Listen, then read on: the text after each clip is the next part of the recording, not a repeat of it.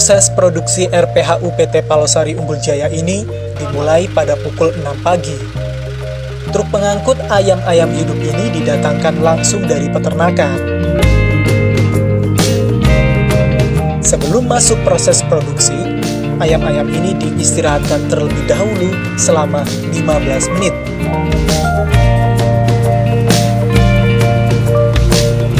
Setelah itu dilakukan proses quality control untuk pemeriksaan kesehatan, keseragaman ukuran berat, memastikan ada tidaknya memar atau patah tulang, serta ayam dalam kondisi tidak cacat atau memiliki kelainan bawaan.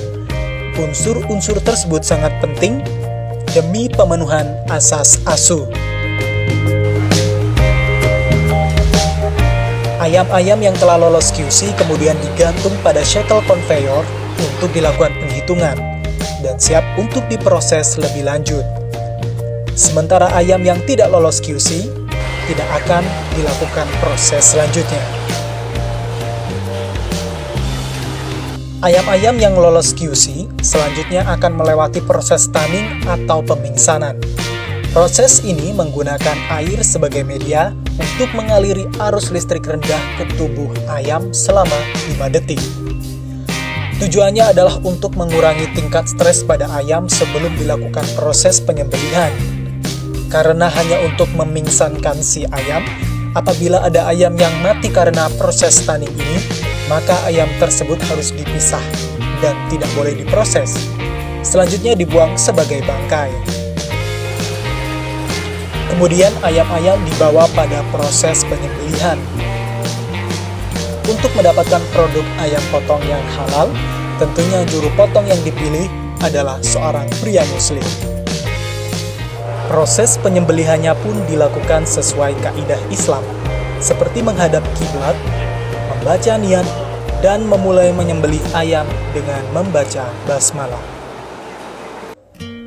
Untuk menghasilkan ayam potong yang bebas blood spot yang dapat menjadi media pertumbuhan bakteri, ayam-ayam yang telah tersembelih tetap pada shackle conveyor untuk penirisan darah atau bleeding time.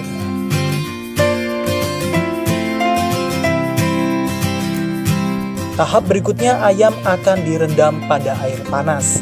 Proses ini disebut scalding. Tujuannya untuk memanaskan suhu ayam dan memudahkan pencabutan bulu. Air scalder yang digunakan diatur pada temperatur 58 hingga 60 derajat Celcius dengan lama perendaman antara 90 hingga 120 detik.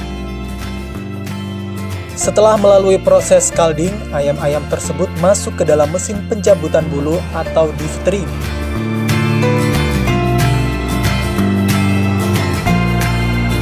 Proses ini untuk membersihkan tubuh ayam dari bulu. Apabila masih tersisa bulu-bulu halus pada ayam, selanjutnya petugas akan mencabuti bulu-bulu tersebut secara manual untuk memastikan kualitas kebersihannya.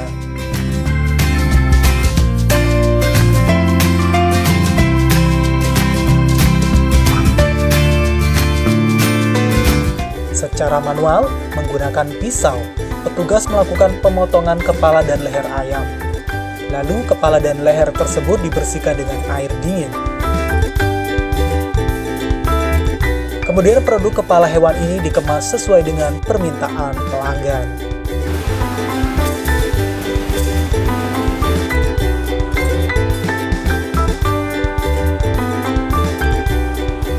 Proses berlanjut.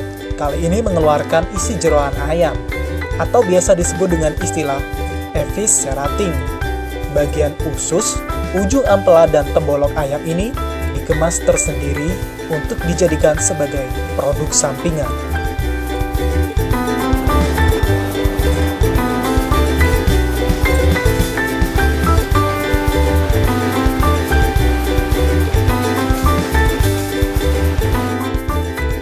Langkah yang dilakukan berikutnya adalah pemotongan kaki atau ceker ayam.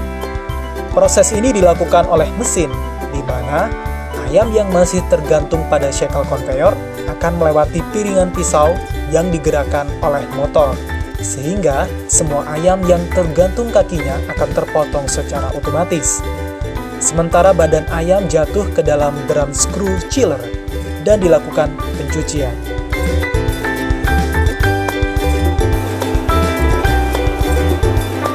Potongan kaki ayam dimasukkan ke dalam mesin blower untuk dilakukan proses pengelupasan kulit kaki, kemudian dikemas sesuai permintaan pelanggan.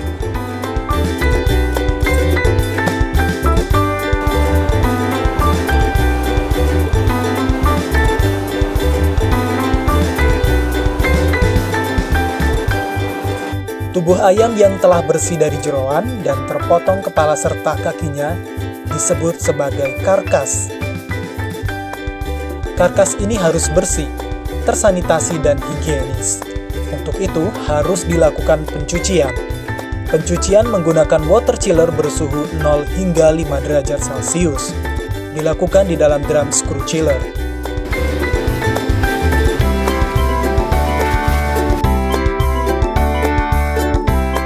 Selanjutnya, karkas masuk ke bagian grading karkas. Tujuannya adalah untuk memisahkan karkas sesuai spesifikasi dan kualitasnya.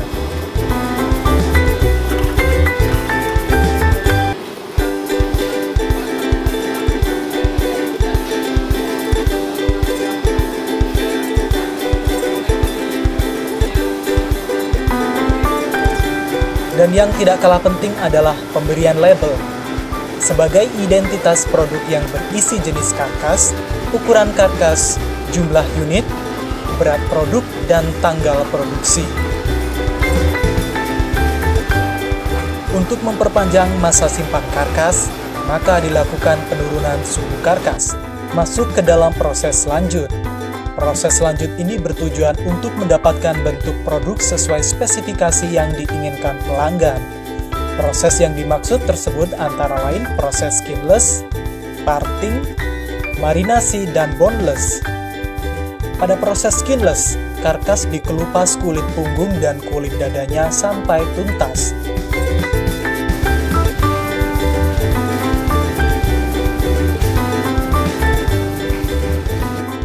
Pada proses parting, karkas dipotong menjadi bagian-bagian dengan standar dan spesifikasi sesuai permintaan.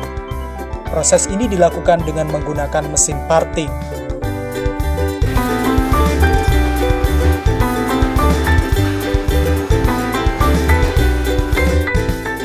Pada proses marinasi, karkas diproses di dalam mesin tumbler beserta bumbu marinasi sesuai permintaan pelanggan.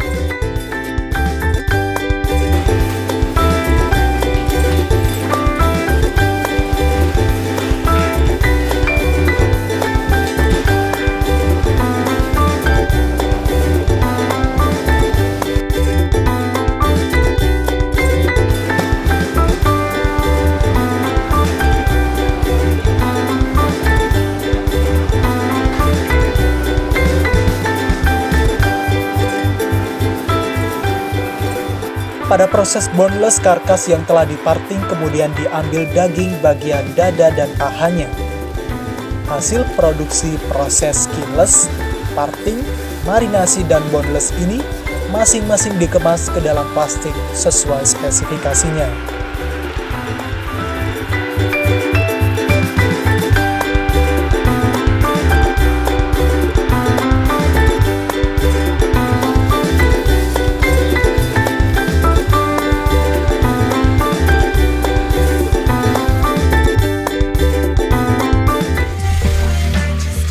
Tahap selanjutnya, penyimpanan produk fresh di dalam chilling room. Proses ini bertujuan untuk menjaga kualitas produk segar dalam shelf life minimal 3 hari. Produk dimasukkan ke dalam chilling room sesuai jenis produk. Temperatur chilling room dijaga pada angka 0 hingga 4 derajat Celcius.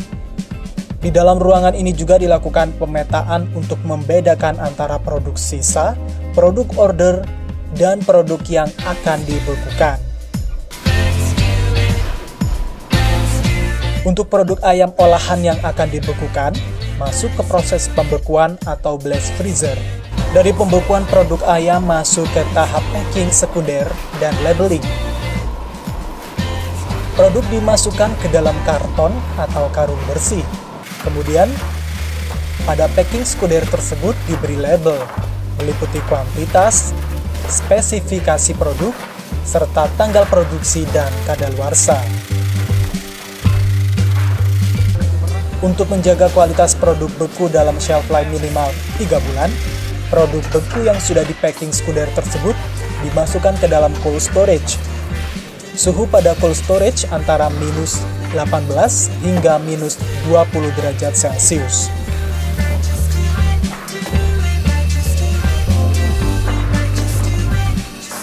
Semua proses produksi ayam potong akhirnya selesai.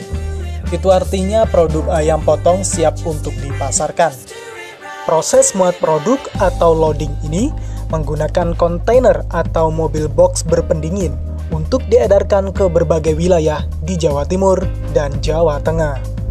Bahkan, pemasaran produk ini telah mencapai luar Pulau Jawa, yakni Jayapura, Timika, Nabire, Sorong, Merauke, Makassar, Manado, Balikpapan, Batam, Ternate, Bali, dan Jakarta. Produk PT Palosari Unggul Jaya ini memiliki pangsa pasar dari industri, hotel, restoran, kafe, dan masyarakat umum.